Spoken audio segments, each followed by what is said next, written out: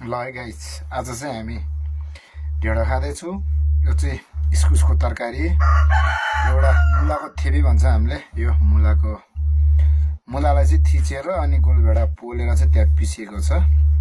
अनि ढेँडो खाएको भिडियो चाहिँ हालौँ जस्तो लाग्यो। अनि दाल छ, अनि यहाँ मकैको ढेँडो छ। ल है त साथी हो, खाएर हेरौँ कतिको मिठो हुँदो रहेछ।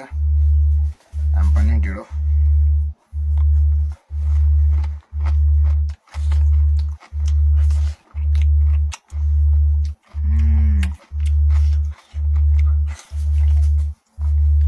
इस्कुस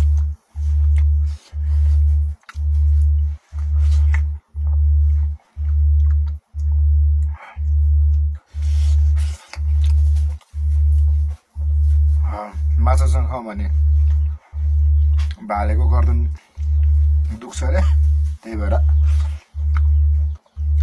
इस्कुस पकाएको। इस्कुसलाई पनि खसी नै भन्छ नि है, यो मुला, सेतो मुला।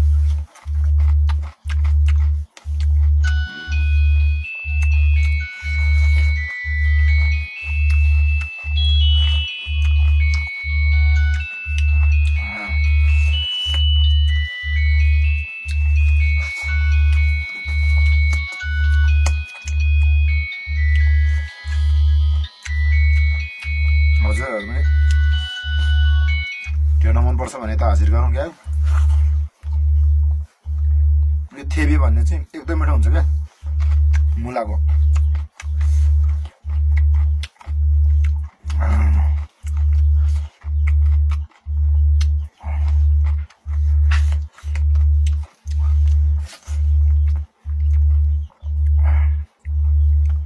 यहाँ दाल पनि छ,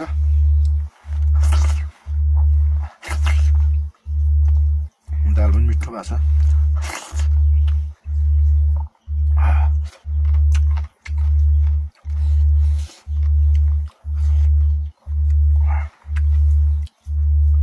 कोदो खाउँ भनेको कोदोको पिठै भेटेन क्या। तर कोदो भन्दा त मकैको मिठो हुन्छ है। तर मलाई चाहिँ फेरि कोदोकै मनपर्छ।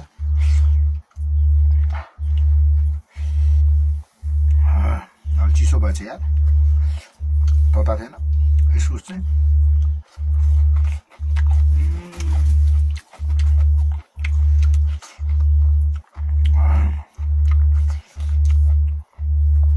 धेरै पछाडि खाएको ढेँडो दालसँग चाहिँ मिठो लाग्यो।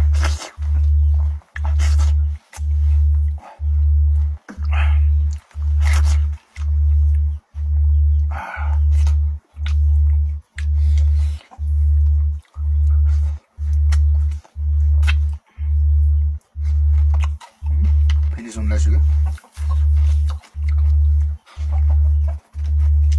कति सेकेन्ड भयो? 3 मिनट भयो। 5 मिनटमा सिद्ध्याउँ क्या होला।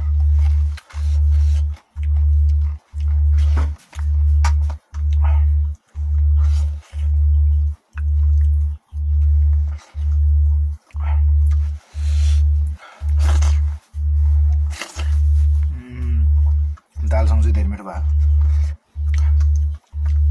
कालो दाल भयो।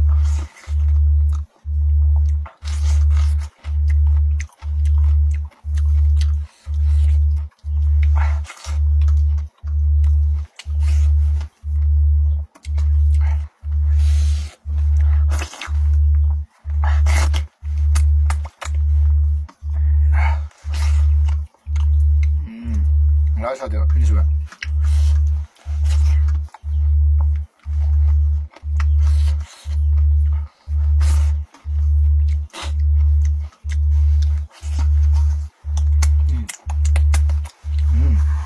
फिनिस भयो। अब दाल पिउने हो।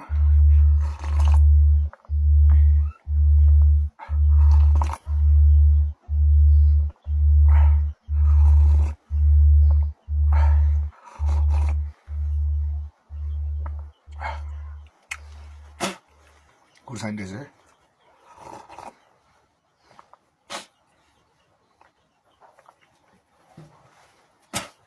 खुर्सानी चाहिँ खानु हुँदैन क्या, पेट दुख्छ।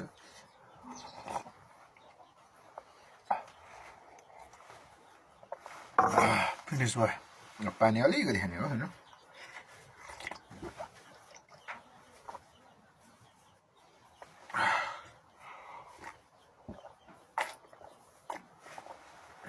ल है साथीहरू यसरी खान मन छ भने चाहिँ मेरो घरतिर आउनु अनि म तपाईँहरूलाई पनि खेलाउँछु कस्तो लाग्यो मैले खाएको